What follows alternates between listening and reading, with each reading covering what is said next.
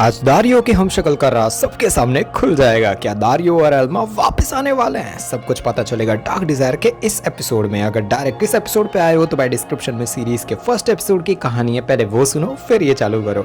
ऐसी बढ़िया सीरीज के एक्सप्लेनेशन के लिए इस वीडियो को लाइक कर दो और कमेंट में आप लिख सकते हो कोई भी सीरीज का अगर आपको एक्सप्लेनेशन चाहिए तो।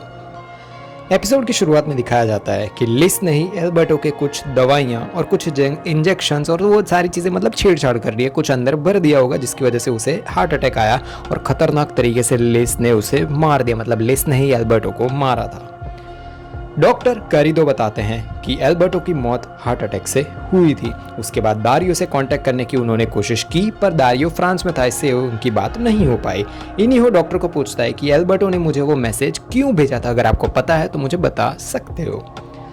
लिस खुद को बेगुनाह साबित करने की हर एक कोशिश कर रही है एल्मा और एस्तेबन लोगों के सामने। वो एल्मा को बातों बातों में घुमा रही है ताकि उस पर कोई भी शक ना कर सके। वो खुद को बेगुनाह मतलब करार करने की ट्राई कर रही है। एस्तेबन ने चालाकी से लिस के बैग में से वो दवाइयाँ निकाल ली थी जो उसके टेरेस पर उस दिन वो चेक करने गया था तब वो मिली थी। तभी वहाँ आती है यूजीनिया जो बताती है कि लिस उस रात में पार्टी में थी तो उसी ने शायद हो सकता है जूलिएटा को मारा हो। गारिडो को लग रहा है कि एल्बर्टो की मौत में कुछ ना कुछ गड़बड़ थी, कोई ना कोई चेंजेस थी। इनियो को भी ऐसा ही लग रहा है कि भाई एल्बर्टो ऐसा ही तो नहीं मर सकता।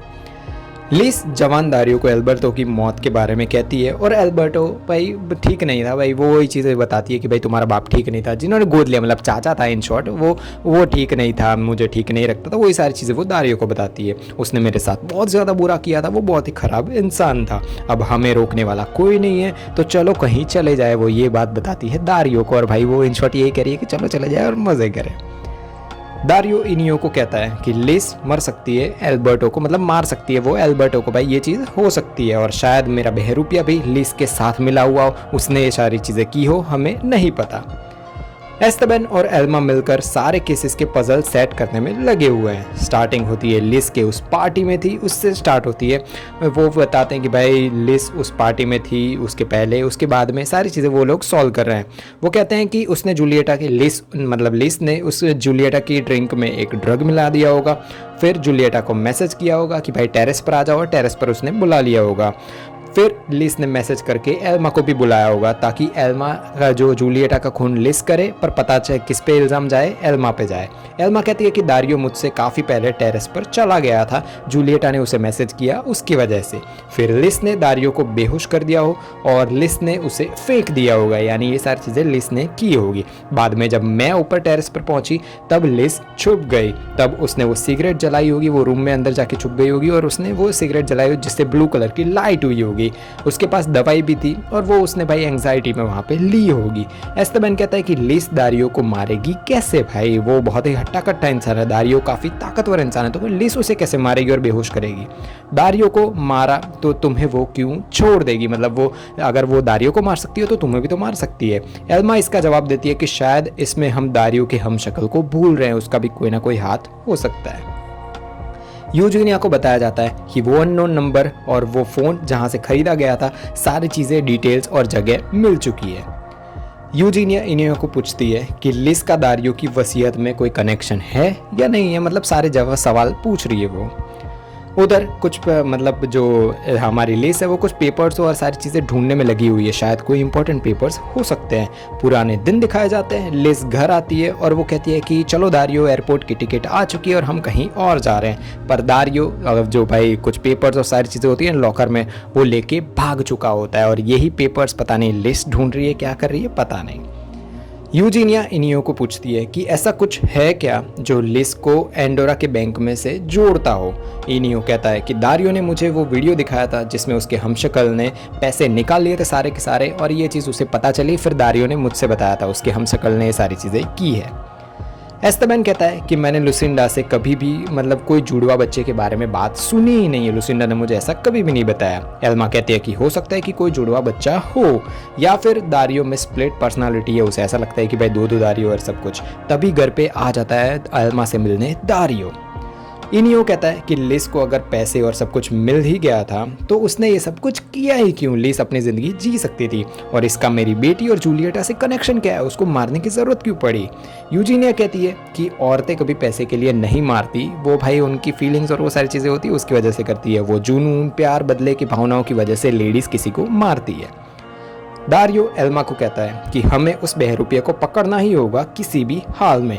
वो एल्मा को साथ में चलने के लिए कहता है कि हम लोग यहाँ से भाग जाते हैं भाई, वो जो हमें मार दे। उससे पहले दारियो एल्मा को किस करना शुरू कर देता है पर एल्मा उसे रोकती है। एल्मा ज़्यादा इंटरेस्टेड नहीं है, मतलब खुद को रोकने की वो कोशिश करती है क्योंकि वो थोड़ी देर और रहेगी दारियो के साथ तो वो खुद को नहीं रोक पाएगी। दारियो थोड़ी और ज़बरदस्ती करता है भाई और कोशिश करता है, पर वहाँ पे जो पुलिस एल्मा के घर पे वो आती है और भाई वो बोलता है, दारियो को बोलते हैं कि भाई यहाँ से चले जाओ और दारियो को वहाँ से निकल जाना पड़ता है।